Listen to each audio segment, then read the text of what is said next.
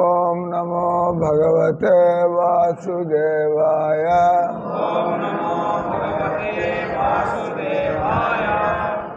ఓం నమో భగవతే వాసుదేవాయ.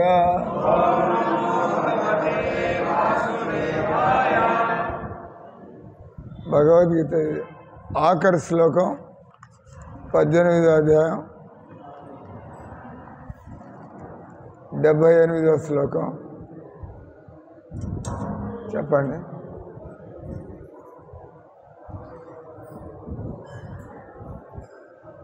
అడి బొమ్మన దాని అడు బొమ్మను లేదా కింద బొమ్మను.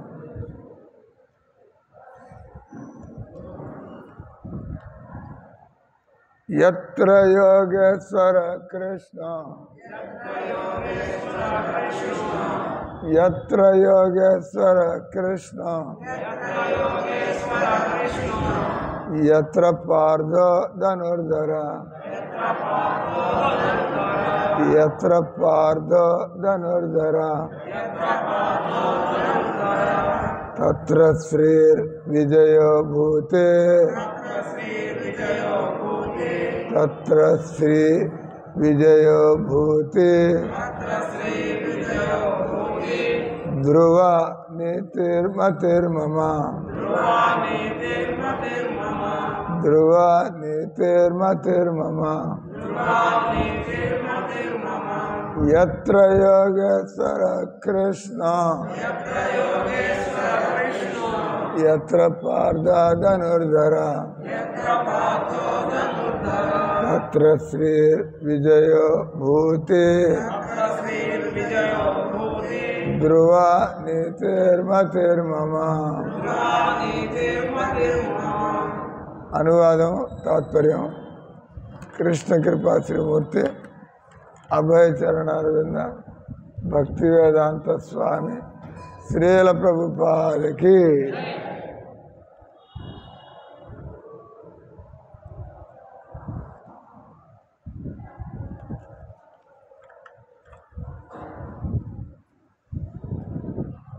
భగవద్గీతకి ఆఖరి అధ్యాయానికి ఆఖరి శ్లోకం.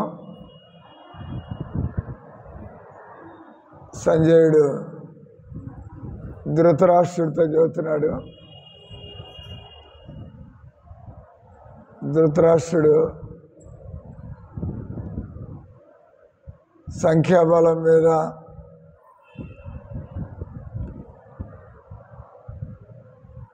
ఈ మహారథులు అతిరథులు ఎక్కువ మంది ఉన్నారని, తర్వాత రాజ్యం అంతా కూడా ప్రస్తుతం వాళ్ళ అధీనంలో ఉంది. ఆయన క్యాలిక్యులేషన్. కానీ అయ్యేది భగవంతుడు ఎలా కావాలంటే అలా అవుతుంది. భగవంతుడు ఎప్పుడు కూడా సత్వగుణం వైపు లేదా భక్తుల వైపు, భక్తులు అందరి కోసం ఆలోచిస్తారు. ఏ విధంగా భగవంతుడు అందరి కోసం ఆలోచిస్తారు, భక్తులు కూడా వీళ్ళు మనవాళ్ళు వీళ్ళు బయట వాళ్ళు ఇట్లా కాకుండా వాళ్ళు అందరి కోసం. వాళ్ళల్లో పక్షపాతం కానీ, వాళ్ళలో బంధుప్రీతి కానీ,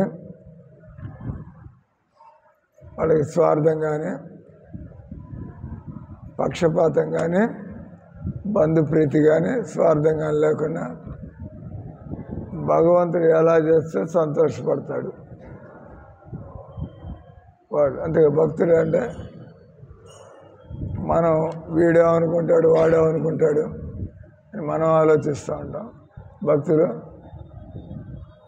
మన గురు పరంపరకి ఎలా చేస్తే బాగుంటుంది, ప్రభుపాదుల వారు ఎలా చేస్తే సంతోషపడతాడు, మనం ఎలాంటి నిర్ణయం తీసుకుంటే ప్రభుపాద ఆయన సంతోషపడతాడు, భగవంతుడు. తీరంగా భక్తులు అంటే వాళ్ళు భగవంతుడి పక్షంలో ఆలోచిస్తూ ఉంటారు. మామూలు మనుషులంతా కూడా వాళ్ళ గురించి నాకు నాకు నాకు అని చెప్పి. కాబట్టి ఇక్కడ సంజయుడు చెబుతున్నాడు, నువ్వేదో నువ్వు నీ కొడుకు నీ కుటుంబం గురించి ఆలోచిస్తున్నావు అని. భగవంతుడు అందరికీ ఈ యుద్ధ పరిణామం ఎలా ఉంటే అందరికీ బాగుంటుంది ఆ విధంగా. కాబట్టి ఇక్కడ సంజయుడు తేల్చి చెబుతున్నాడు, ఎక్కడైతే ఎవరి పక్షంలో అయితే కృష్ణుడు ఉంటారో, ఇక్కడ యుద్ధం జరుగుతున్నటువంటిది యుధిష్ఠిరుడికి దుర్యోధనుడికి కదా. యుధిష్ఠిరుడు కౌరవుల వైపు, పాండవుల వైపు, దుర్యోధనుడు కౌరవుల వైపు, మిగతా వాళ్ళంతా కూడా. అర్జునుడు ఆయన కృష్ణుడు చెప్పినట్టుగా ఆయన యుద్ధం చేయడానికి తయారయ్యాడు. అటు దాని పరిణామం ఏం కాబోతుందో ముందర సంజయుడు, నువ్వు నీ ఊహలు నీ కల్పనలు ఇవన్నీ కాబోవటం లేదు. ఎవరి పక్షంలో అయితే కృష్ణుడు ఉంటాడో, ఎవరి పక్షంలో అయితే అర్జునుడు లాంటి భక్తులు ముందు వెనక కాలం వాళ్ళకి అనుకూలంగా మారుతుంది. అంటే ఇక్కడ ఇది ఆఖరి శ్లోకం కాబట్టి ప్రభుపాద ఏ విధంగా దానికి తాత్పర్యం అసలు మనం చూద్దాం. ఇప్పుడు యోగేశ్వరుడైన కృష్ణుడు, ఇక్కడ కృష్ణుడిని యోగేశ్వరుడైన కృష్ణుడు అన్న అర్థం, ఎవరికి ఏం శక్తులు ఉన్నా కూడా వాళ్ళకి ఆ శక్తులు ఇచ్చింది ఆయన. కర్ణుడు కావచ్చు, ఆయన భీష్ముడు కావచ్చు, ద్రోణాచార్య ఎవరైనా కావచ్చు, వాళ్ళందరికీ కూడా శక్తిని ప్రదానం చేసిన కృష్ణుడు. కృష్ణుడు ఆయన యోగేశ్వరుడు అంటే వీళ్ళందరూ ఆయన ముందు ఎంత కృష్ణుడు ఉన్న పక్షం వాళ్ళకి లేదా కృష్ణుడికి మిగతా వాళ్ళందరూ కూడా వాళ్ళు ఏమి సాటికి వస్తారు. మేటి ధనుర్ధారి అయిన అర్జునుడు, ఇక్కడ అర్జునుడిని మేటి ధనుర్ధారి అనడం అర్థం భగవంతుడికి అర్జునుడు ఎలా కావాలంటే అలా ఆయనకి శక్తులు ఇవ్వగలడు. తడు అర్జునుడు తన శక్తుల్ని దుర్వినియోగం చేసేటువంటి వ్యక్తి కాదు. కాబట్టి ఇది పర్ఫెక్ట్ కాంబినేషన్. భగవంతుడు ఆయన భక్తులు ఎచ్చట ఉండేదో అచ్చట సంపద, విజయము, అసాధారణ శక్తి, నీతి. మరి కానీ మనం చూసినట్లయితే సంపద ఉన్న వాళ్ళకి శక్తి ఉండకపోవచ్చు, శక్తి ఉన్న వాళ్ళకి సంపద ఉండకపోవచ్చు. రెండు ఉన్నా కూడా కాలం మనకు అనుకూలంగా లేకపోతే మనకి విజయం కలగకపోవచ్చు. డబ్బు ఉంది, శక్తి ఉంది, కానీ అయినా కూడా మనం ఓడిపోవచ్చు. కానీ ప్రతి ఇవన్నీ ఉంటే మనకి కళ్ళు నెత్తికి ఎక్కచ్చు. కానీ ఇక్కడ నీతి, భగవంతుడు భక్తులు ఉండే పక్షంలో అంతా కూడా వాళ్ళు డ్యూటీగా ధర్మం ప్రకారం అంటే అక్కడ నీతి అనేటువంటిది నేను చేసా, నా వల్ల అయింది ఇది ఇట్లంతా మాట్లాడకుండా భగవంతుడు ఎలా కావాలంటే అలా అవుతుంది చూసేటువంటి. అక్కడ భగవంతుడు సంతోషపడినట్లయితే సంపద కొరగా ఉంటుంది. ప్రభుపాద ఇస్కాన్ గురించి చెబుతాడు, ఇస్కాన్ వాళ్ళకి డబ్బుకు లోటు లేదు. ఏమయ్యా అంటే కృష్ణుడు లక్ష్మీపతి. కాబట్టి మనం యోగ్యత కలిగిన భక్తులైనట్లయితే భగవంతుడు మనకి డబ్బు లోటు ఎందుకు రానిస్తాడు? ఎప్పుడైనా ఇబ్బంది పడుతున్నా అంటే మనకి యోగ్యత లేనట్టు, అంతేగాని భగవంతుడు ఇయ్యటం లేదు కానీ ఇయ్యలేడని కాదు. మనం అంతే మన నాసి రకం భక్తులు అయితే, మన ఉత్తి భక్తులు, పైకి భక్తులు ఏదో గట్టిగా కీర్తన పాడేస్తే మనం భక్తులు అయిపోయామని, లేదా 4 ప్రవచనాలు ఇస్తే. కానీ భక్తులు అంటే ఎవరి ఆలోచనలు ఎప్పుడు కూడా అంటే ప్రభుపాద చెబుతారు, టాలెంట్ వేరు, భక్తి వేరు.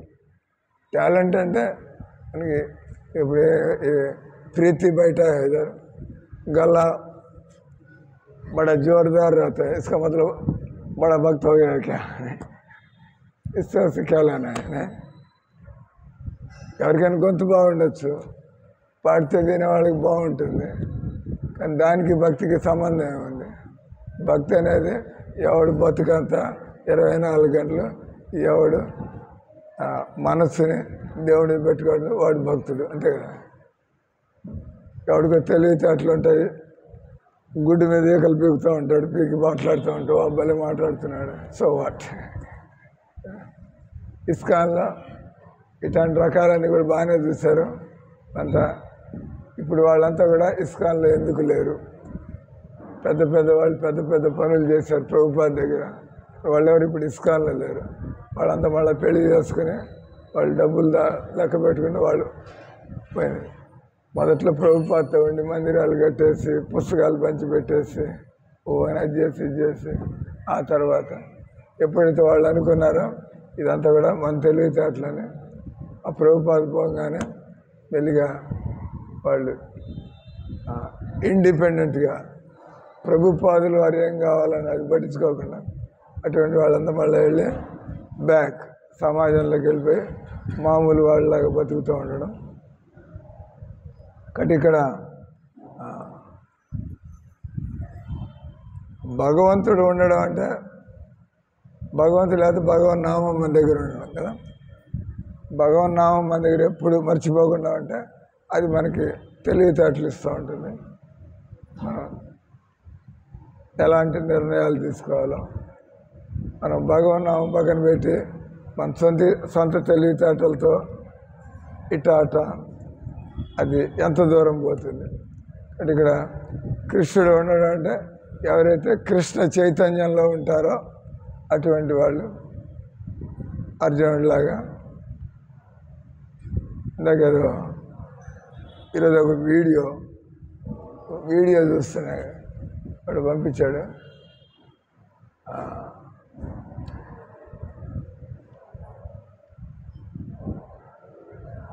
అర్జునుడు రథం తోలుతో కృష్ణుని ద్వారకి తీసుకొచ్చాడు. హస్తినాపురం నుంచి ద్వారకి. అర్జునుడు బాగా అలసిపోయి ఉంటే ఆయన పోయి పండుకుంటాడు. బాగా అంటే 8 గంటలు ప్రయాణం చేసి ఇక్కడ ద్వారక అంతఃపురంలో కొద్ది రోజుల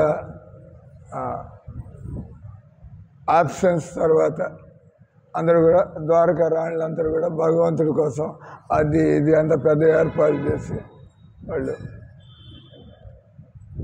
ముఖ్యంగా రుక్మిణి సత్యభామ వీళ్ళు దగ్గరుండి కృష్ణుడికి అంత భోజనాలు అని తీసుకొచ్చి కొన్ని రోజులు వాళ్ళు కృష్ణుడికి భోజనం పెట్టే అవకాశం కలగలేదు. ఆయన ఎక్కడో నాడు తిరిగి వచ్చాడు. వాళ్ళంతా అంతా రెడీ చేసి అటు భగవంతుడు అంటాడు, అర్జునుడు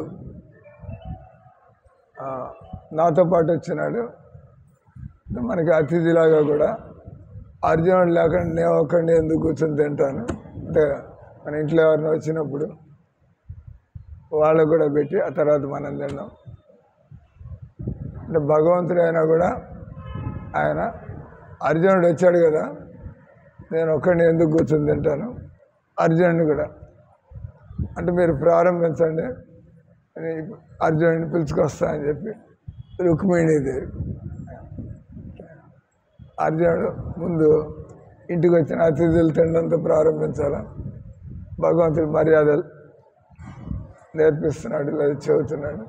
అంటే రుక్మిణి పైన అదే కృష్ణుడు కూర్చున్నాడు, అర్జునుడి కోసం ఎదురు చూస్తాం. ఫ్రెండ్స్ కూడా కదా అర్జునుడు, కృష్ణ అర్జునుడు. భగవంతుడి స్థానం అయినా కూడా కృష్ణుడు అర్జునుడిని తన మిత్రుడిగా స్వీకరించాడు.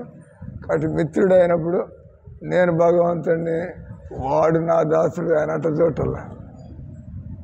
ఈరోజు నిద్రపాట్లేదు, తలకాయ ఊపుతున్నారు పెద్దానికి, పెళ్ళేటండి వాళ్ళు.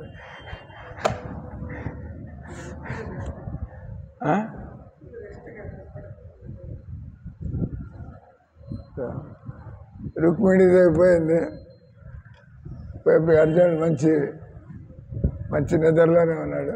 కానీ ఆ రూమ్లోకి ప్రవేశిస్తే అది ఒక యోగశాలలాగా, అది ఒక వాతావరణం అంతా ఎంతో పవిత్రంగా అద్భుతంగా ఉన్నట్టు నిద్రపోతున్నాడు ఆయన. అంటే అర్జునుడు నిద్రలో ఉన్నా కూడా ఆయన కృష్ణుడి గురించే కలవరిస్తున్నాడు. శ్వాసలో ఆయన శ్వాస తీసుకుంటే కృష్ణ అని, శ్వాస వదిలిపెడితే కృష్ణ అని. అంటే లోపలికి వెళ్ళంగానే ఇక్కడ ఆమెకు అర్థమైంది అర్జునుడు ఒక అసాధారణ వ్యక్తిలాగా ఉన్నాడు. ఆయన పండుకున్నా కూడా యోగ నిద్రలాగా. కొద్దిగా దగ్గరికి వెళ్తే నిజంగానే ఆయన నిద్రలో కూడా కీర్తన చేస్తున్నట్టుగా. రుక్మిణిదేవి ఆమెకు ఎంతో తన్మయత్వం కలుగుతుంది ఆ వాతావరణం. ఆమె అర్జునుడు నిద్ర లేపడం కొద్దిగా మర్చిపోయి ఆమె కూడా అర్జునుడు శ్వాసతో పాటు కూర్చున్నాడు. ఆమె కొద్దిగా కూర్చుంది, మర్చిపోయింది. అంతా భగవంతుడి యోగమాయ. ఆ తర్వాత ముందు కృష్ణుని తినమంది ఆయన కూడా ఎంత తొందరగా తీసుకురాలి అర్జునుడు. కృష్ణుడు అక్కడ ఎదురు చూస్తున్నాడు. ఈలోపు రుక్మిణీదేవి వచ్చింది, భోజనం చల్లారిపోతుంది సార్, తినడం ప్రారంభించండి. ఆయన రావాలి కదా అంటే అప్పుడు ఏమైంది, రుక్మిణీదేవికి ఏమైందని చెప్పి ఈమె కూడా పోయింది. ఆ ఇద్దరు భక్తులు కూర్చుని అక్కడ భజన అయితే ఆమె కూడా వాతావరణంలో అక్కడ ఎంటర్ కాగానే కొద్దిసేపు ఆమె కూడా ఎందుకు వచ్చిందో మర్చిపోయి ఆమె కూడా భజనలో కూర్చుంది. అర్జునుడు నిద్రలో భజన చేస్తున్నాడు, రుక్మిణి సత్యభామ వాళ్ళు సంతోషంగా దానిలో. ఈలోపు నారదుడు కూడా వస్తాడు కృష్ణుడి దగ్గరికి. ఏం సార్ అంతా రెడీగా పెట్టింది, ఏం తినకుండా కూర్చున్నారు మీరు తిన్న తర్వాత అంటే, ఎవరు నన్ను పట్టించుకున్నట్లేరా, ఎవరు నన్ను పట్టించుకున్నట్లేరు, ఇద్దరు మీరు అక్కడ కూర్చున్నారు అంటే నేను తొందరగా అంతా తీసుకొస్తాను. నారదుడికి భక్తి వాతావరణంగా అయితే ఆయనకి ఒంటి మీద గొడ్లు ఉన్నాయో లేదో కూడా తెలియదు ఆయనకి. అంటే ఆయన అక్కడికి ఆయన ఇది చేసుకుంటే ఆయన డాన్స్ చేస్తాడు. ఇంకా కృష్ణుడే బయలుదేరి ఏమవుతుంది, వీళ్ళంతా నా కోసం పడి బతికే మనుషులు, వీడు ఎందుకు రావటం లేదు, భగవంతుడికి తెలుసు ఆయన కూడా. ఆయన వచ్చి చూస్తాడు. అంటే ఇక్కడ మనం భక్తుడు అంటే అది తమాషా విషయం కాదు. ఒకసారి ప్రభుపాద హైదరాబాద్ మందిరం, ప్రభుపాదుల వారి టైంలోనే హైదరాబాద్ మందిరాన్ని ఓపెన్ చేశారు. మిగతా మందిరాన్ని ప్రభుపాద వెళ్ళిపోయిన తర్వాత హైదరాబాద్ అబిడ్స్ల మందిరం ప్రభుపాదుల వారు తన చేతితో అప్పుడు ఉండేటువంటి ముఖ్యమంత్రి జలగం వెంగళరావు వీళ్ళంతా కూడా వచ్చారు ప్రోగ్రాంకి. ప్రభుపాదుల వారి శక్తి ఆయన వచ్చారు. ఎవరిని పిలవమంటే వాళ్ళంతా వచ్చిపోవడం, అక్కడ ముఖ్యమంత్రి గారు వీళ్ళంతా వచ్చి ప్రభుపాదుల ప్రోగ్రాంలో. అలాగే బృందావనం మందిరం ఓపినప్పుడు గవర్నర్ గారు వచ్చి ప్రభుపాదికి ఏమైనా తన మనసులో అట్లాంటి ఆలోచన వచ్చిందంటే భగవంతుడు తిప్పుతాడు, చక్రం తిప్పుతాడు. అట్లయింది అక్కడ. ఇక్కడ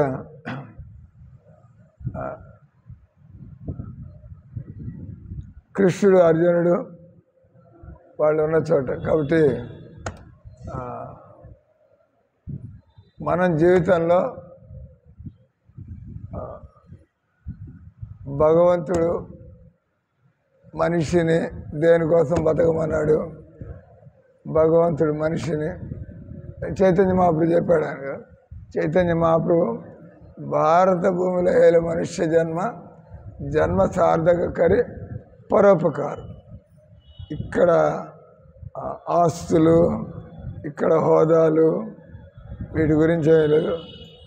భగవద్గీత మెసేజ్ ఏంటంటే మనం ఎట్లా బాగుపడాలా, ఇతరులకి బాగుపడడానికి ఎలా మనం ఏర్పాట్లు చేయాలా. అది కీర్తనలు కావచ్చు, క్లాసులు కావచ్చు, పండుగలు కావచ్చు, మందిరాలు కట్టడం కావచ్చు, పుస్తకాలుగా ప్రింట్ చేయడం కావచ్చు, ఏదోటి ఎలా సమాజానికి మనం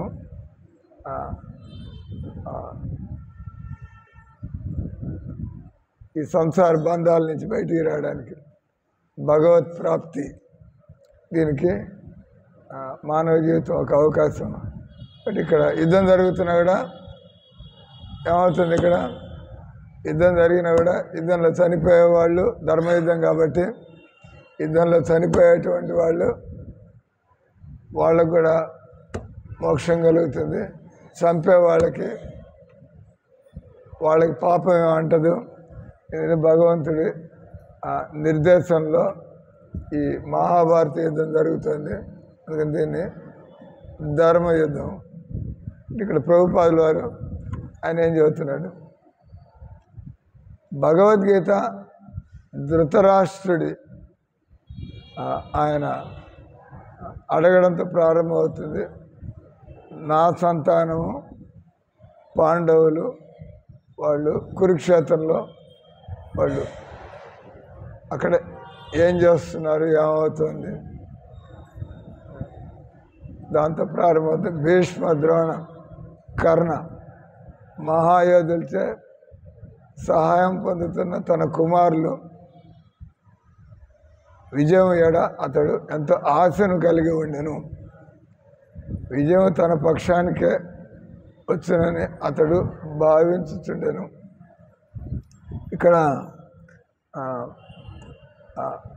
విజయం అంటే ఒకటి బాహ్య విజయం కదా.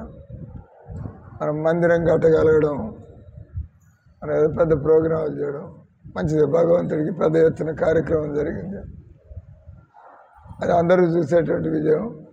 ఆ తర్వాత ఇంకో రకమైన విజయం, మనకి బయటికి ఇవన్నీ రాకపోయినా కూడా మన చేతిలో ఉండే పని మనం భక్తిలో ఎదుగుతున్నామా లేదా, అది మన చేతిలో ఉంది కదా.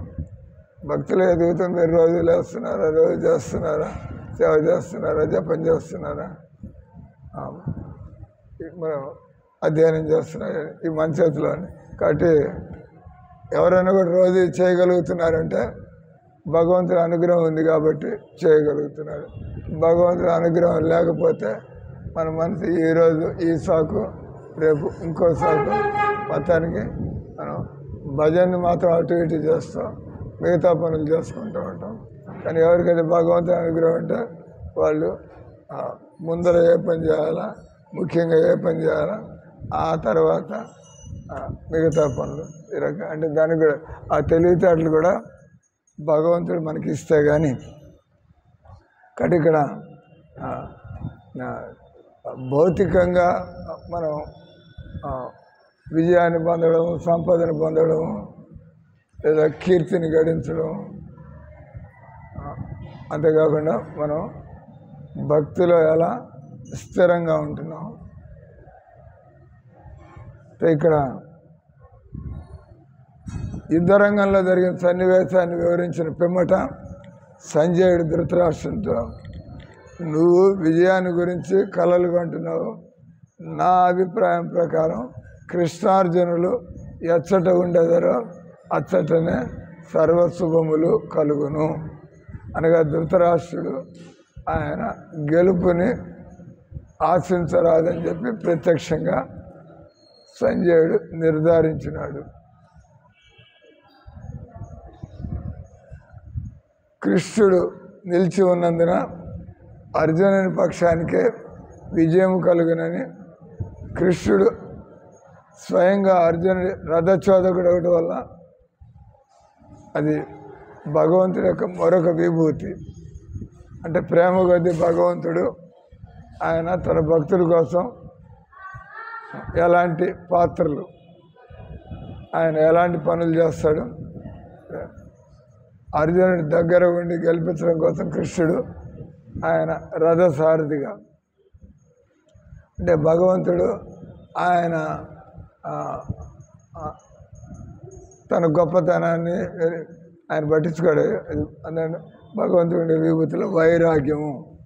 భగవంతుడు ఎలా ఉన్నా కూడా ఆయనే గొప్పవాడు. అంతే భగవంతుడు ఈ యుధిష్ఠిరుడి యొక్క అనేది అశ్వమేధ యజ్ఞంలో ఆయన ఎంగిలాకులు ఎత్తడం ఈ పనులు చేశాడు. ఇక్కడ మహాభారత యుద్ధంలో ఆయన రథసారథిగా పనిచేస్తున్నాడు. ఆయన తన భగవంతుడు సత్తా చూపించుకోవాలని తిరగటల్లా భగవంతుడు సత్తా చూపించకపోయినా భగవంతుడికి ఎవరు సాటి వస్తారు. అంటే భగవంతుడు తన భక్తుల కోసం ఆయన ఏ విధంగా తన భక్తులకి గుర్తింపు కలిగించడంలో ఆయన ఎలాంటి పాత్రను పోషిస్తాడు. ఇక్కడ అంటే అన్నీ ఉండి మనం పేరు ప్రతిష్టల కోసం పాకులు ఆడకుండా ఉండడం అంటే అది కూడా చాలా గొప్ప విషయం. దాన్ని వైరాగ్యము కదా. నేను ఎక్కడికి పోయినా కూడా నాకు మాల వేయలేదేంది, నాకు దండాలు పెట్టలేదేంది, నాకు గుర్తింపు లేదండి మనం బడితే అంతా కూడా భగవంతుడు ఎలా ఏర్పాటు చేస్తాడు. వాస్తవానికి యుద్ధం దుర్యోధనుడు ధర్మరాజు మధ్య అర్జునుడు ధర్మరాజు తరఫున పోరాడడానికి సిద్ధపడను. ఇంకా టైం ఉందా? లేట్ చల్ రా ప్రోగ్రామ్ ఆల్రెడీ.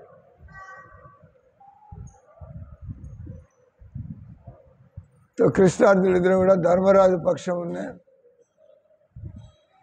ఫ్లెక్సులు తెచ్చాడు తీవే అతుక్కుపోతాయి, తీస్తే ఇక్కడ పెట్టి చూపించా, ఫోటో తీస్తారు, అందరికీ తెలుస్తుంది. అదే శ్రీనివాస ఆయనతో పాటు పట్టుకో, ఫ్లెక్స్ పట్టుకో. రాబోయే కార్యక్రమాలు అందరూ కూడా తయారవండి. ఇదంతా కూడా ఈ కొద్ది రోజుల్లో మనకి కార్తీక మాసం.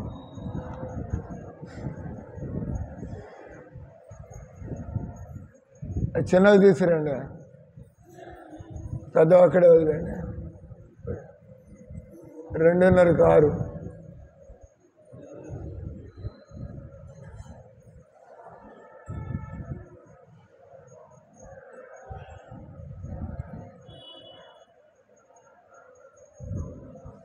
యుద్ధ విజయానంతరము ధర్మరాజు మరింత సుఖ సంపదలతో వర్ధిల్లని ఇచ్చట భవిష్యత్తు నిర్ణయించబడింది. ధర్మరాజు ధర్మాత్రుడు పవిత్రుడే గాక గొప్ప నీతిమంతుడు ఒకటే దానికి కారణం. అంటే ధర్మరాజు ఎప్పుడు తన దగ్గర ఏమన్నా కూడా దీన్ని అందరి లాభం కోసం ఎలా ఉపయోగించాలా.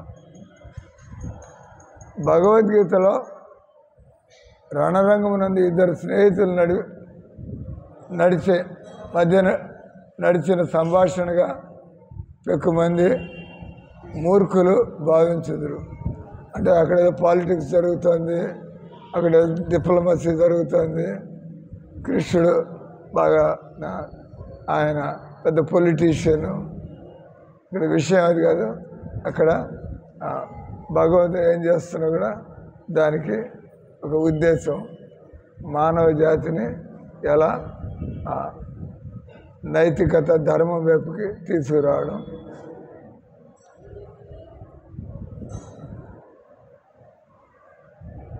మరికొంతమంది బంధువుల్ని చంపమని కృష్ణుడు అర్జునుడి పురికల్పనని వారు అభ్యంతరం కూడా తెలుపుదురు. కానీ వాస్తవానికి భగవద్గీత దివ్య ధర్మోపదేశం. అంటే భగవద్గీత ఆధ్యాత్మిక ఉపదేశం. తర్వాత నైతిక సందేశం అని ఇచ్చట స్పష్టంగా తెలపబడింది. దివ్య ధర్మోపదేశం గీత యందలి 9వ అధ్యాయంలో అక్కడ కూడా మన్మనాభవ మద్భక్త అంటే కృష్ణ భక్తులు మనం ధర్మపరాయణులుగా ఉండలేము. మనం కృష్ణ భక్తులు కాకుండా మనం ఆధ్యాత్మికంగా కూడా అంటే మనం ఒక పుస్తకం రాసాం. ఇది చదవకుండానే ఆ పుస్తకం పేరు సనాతన ధర్మం మానవత్వానికి అంటే నైతికంగా సారాయి, సిగరెట్లు, మాంసాహారం, సినిమాలు ఇక్కడ ఒకదాని తర్వాత చూపించా. ముందు కార్తీక దీపారతులు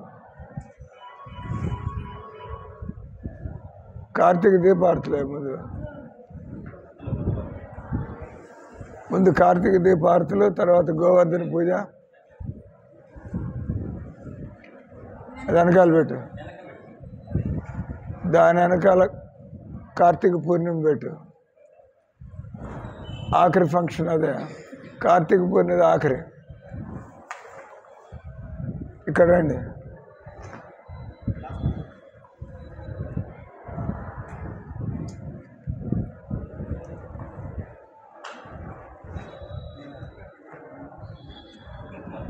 ఆయన చీట్లు ప్యాక్ ఆడుతున్నాను అనుకుంటున్నాడు. నేను ఇక్కడండి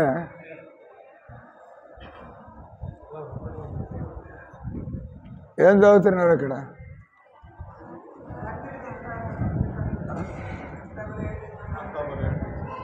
కార్తీక దామోదర దీపార్తులు అక్టోబర్ 7 నుంచి 5 నవంబర్ నెక్స్ట్ ఈయనకిచ్చేది.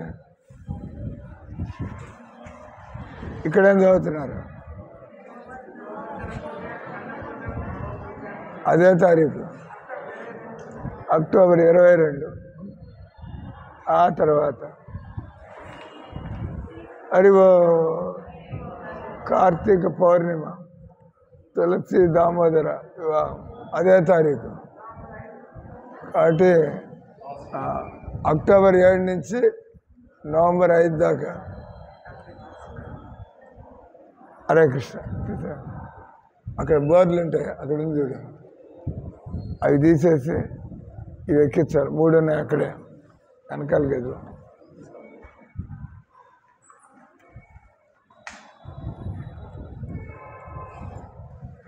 अरे वाल प्रीति 3 बोर्ड दे दो, पीछे कमरा में रखा है ना, बाहर छोड़ दो.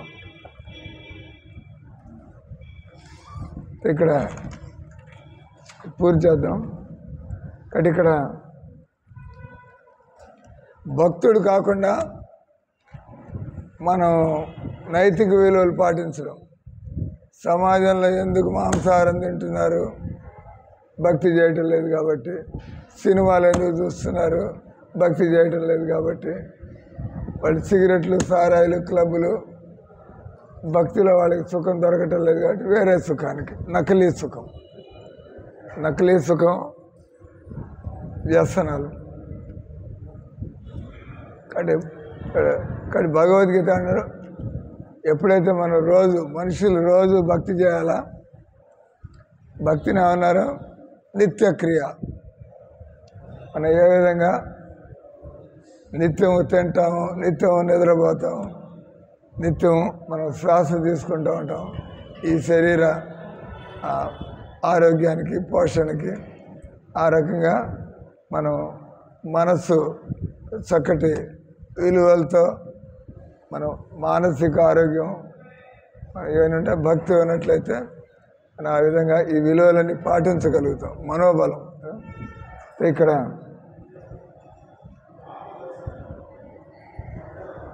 ప్రతి ఒక్కరు కూడా కృష్ణ భక్తులు కావాల్సి ఉన్నది. ఇప్పుడు నవరాత్రులు జరుగుతున్నాయి, ఇవన్నీ కూడా ఆ టైం కొద్దిగా అటు చేసినా కూడా నవరాత్రులతో పాటు మనం కృష్ణ భక్తి. నవరాత్రులు అయిపోతాయి, శివరాత్రి అయిపోతుంది, కానీ కృష్ణ భక్తి మాత్రం ఎప్పుడు ఎప్పుడు చేస్తూ ఉండాలి. ఆత్మకు కావాల్సింది కృష్ణ భక్తి. కానీ మన సమాజంలో కుటుంబాల్లో అటు కొద్దిగా మనం ఆ దేవతలను పూజించడం దానిలో తప్పేం లేదు, లేదా దాని అవసరం కూడా లేదు. చేస్తే తప్పు లేదు, చేయకపోయినా కూడా తప్పు లేదు. కానీ కృష్ణ భక్తి మాత్రం చేయకుండా ఉంటే తప్పు.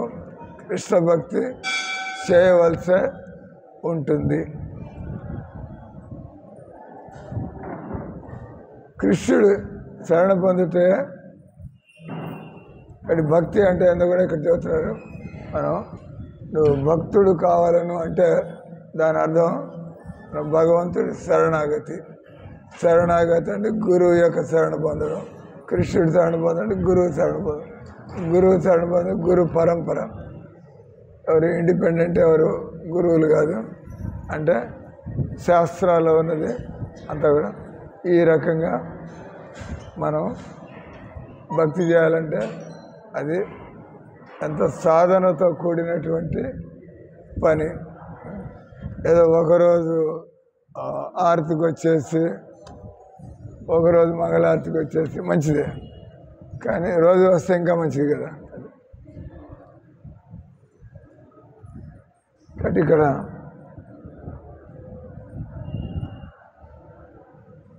నీతి ధర్మము, ఈ పవిత్రీకరణ అనేటువంటిది ఆఖరికి భక్తి దగ్గర భక్తి చేస్తూ ఉంటే మళ్ళీ ఆధ్యాత్మికత, నైతికత వస్తుంది. నైతికత, ఆధ్యాత్మికత ముందుకు పోతూ ఉంటే మనం భక్తిలోకి వస్తాం. లేదా డైరెక్ట్గానే భక్తి తీసుకుంటే మనం ఇవన్నీ కూడా సంపాదించుకోవచ్చు. కాబట్టి కృష్ణ భగవాన్ని శరణాగతియే ఈ భగవద్గీత అంతా. ఇదంతా చేసి అంటే భగవద్గీత యొక్క ఉపదేశం ఏంటంటే కృష్ణుడిని అంగీకరించండి, కృష్ణుడి శరణ పొందండి. అంటే క్షణక్షణము అడుగు అడుగున అంటే శరణ పొందడం అంటే ఒక మాట విని మిగతా టైంలో స్వతంత్రంగా ఉండడం. శరణాగతి అంటే గివ్ అప్ యువర్ ఇండిపెండెన్స్, అంతే కదా. ఒక సేవకుడు ఉంటాడు. ఒక సేవకుడు ఉంటే వాడి పని బతుకంతా కూడా యజమాని చెబుతున్నట్టుగా ఏదో 4 పనులు చేసి తర్వాత స్వతంత్రంగా ఉంటే ఆయన సేవకుడిగా ఒప్పుకోరు కదా. అంటే శరణాగతి లేదా భగవంతుడి దాసుడు అంటే ఇది 24 గంటల బిజినెస్, ఇది బతుకంత బిజినెస్. ఆ తర్వాత జన్మలు కూడా కదా. ఈ జన్మలో భక్తి చేసి సరస్వతం ఎక్కడికి పోవాలి? ఈ జన్మంతా భక్తి చేసి మళ్ళా వచ్చే జన్మ భక్తురాలుగా రావాలి సార్ అనాలి, అంతే కదా. అంతే కదా. ఈ జన్మంతా భక్తి దరిద్రం వదిలింది, ఇంక నేను పోయి దేవుడిని కౌగిలించుకుని కూర్చోవాలి. మనం ఎప్పుడు మనం దేవుడు ఎన్ని జన్మలైనా చేయనండి, మనకి ఎక్కడైనా జన్మేనండి, మనకి కంప్లైంట్ ఏం లేదు. కానీ మనం కోరుకునేది నాకు మీ భక్తి మాత్రం కలుగుతూ ఉండాలి కదా. నదనం నసుందరీం కవితం వా జగదీశ కామయ మమ జన్మనీశ్వరే. చైతన్య మహాప్రభు బస్ ఈ జన్మతో నాకు ముక్తి కలగాల, మోక్షం కలగాల. మనవాడు దేవుడికి చెప్పడం ఆయన తెలుసు. అంటే మన దేవుడికి చెప్పేవాడు సార్ ఈ జన్మ అయిన తర్వాత తనగా నాకు పుష్పక విమానం ఏర్పాటు చేయండి. అదేనా దేవుడు చూసుకుంటాడు. మీరు చూసుకోవాల్సింది అక్కడికి పోయినా భక్తి చేయాల్సింది, ఇక్కడున్న భక్తి చేయాల్సింది, ఏ జన్మెత్తిన భక్తి చేయాల్సింది. కాబట్టి దేవుడికి మనం ఏం షరతులు పెట్టాల్సిన అవసరం ఉందా లేదా? ఏం అవసరం లేదు, బస్ ఒకటే అడగడం భక్తి. కాబట్టి శరణాగతి అంటే ఎప్పుడు దేవుడి సేవలో ఎలా నిలబడి ఉండిపోవాలి. అందరూ అనండి హరే కృష్ణ హరే కృష్ణ కృష్ణ కృష్ణ హరే హరే హరే రామ రామ రామ. శ్రీమద్ భగవద్గీతకి శ్రీల ప్రభుపాదకి. అందరూ భోజనం చేశారా లేదా?